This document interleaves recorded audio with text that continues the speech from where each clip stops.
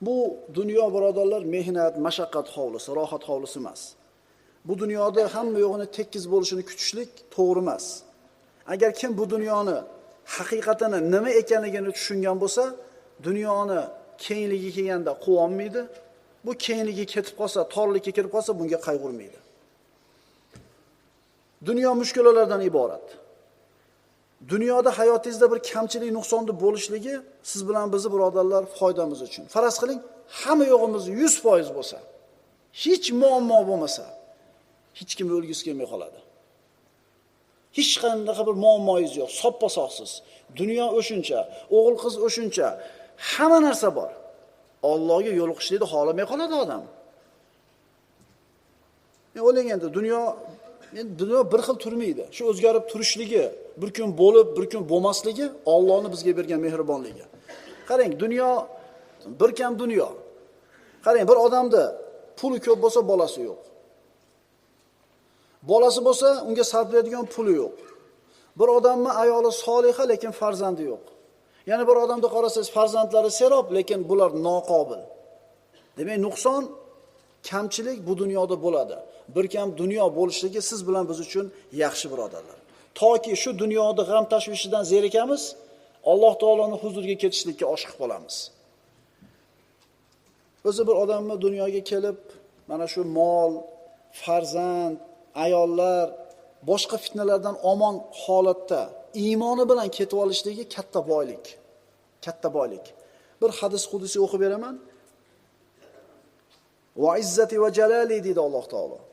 La aqbizu abdiyal mu'min va ana uhibbu an arhamahu. Ustimizga kelayotgan kun qanaqa bo'lishidan qat'iy nazar xursandchilik bilan, rozilik bilan qabul qilishni o'rganamiz agar tushunib yetsak bu hadisda. Alloh taolo hadis qudusida aytadi. Azizligim va ulug'ligimga qasamki, mo'min bandamning jonini olar ekanman, men unga rahim qilishni xohlayman. U qilgan har bitta xato uchun uni jazolayman. Dunyoda o'zida Alloh taolo bizdan gunoh sodir bo'lsa, dunyoda jazolayotganligi yaxshilikning belgisi. Qo'l qayrilib qoldi, oyoq qayrilib ketdi, mashinaning aynagi sinib ketdi, bir musibat keldi, sizga yoqmaydigan ish. Biling birodar, bu sizning foydangizga bo'ldi. Chunki bitta xato o'tgan edi, Alloh taolo shu bitta jazoni berib turib, juda ko'p xatolaringizni yuvardi. Alloh taolo aytadi: "Jasadidagi kasal yoki rizqidagi torlik bilan sinayman, balolayman. Molidagi yoki bolasidagi musibat bilan jazolayman. Shunday qilib musibatning orqasidan gunohlarni yo'raman. Agar undan yana gunoh qoladigan bo'lsa, agar undan gunohdan biror narsa yana qolgan bo'lsa, nima qoldi unga dunyoda? Oxiriga yetadigan musibat. O'lim sakaroti. O'lim sakarotini qattiq qilaman, oxirida shu bilan yuvib tashlayman deyapti Alloh taolo. Shunda u menga xuddi onasi uni tuqqan kunidagi holidek ro'baro bo'ladi. Demak, Alloh taolo siz bilan bizga bergan har bitta bizga yoqmaydigan kun bizning foydamizga. Tijorat bo'lmayapti. Og'riyapsiz. Qandaydir bir muammo, tashvishga kirib qoldingiz.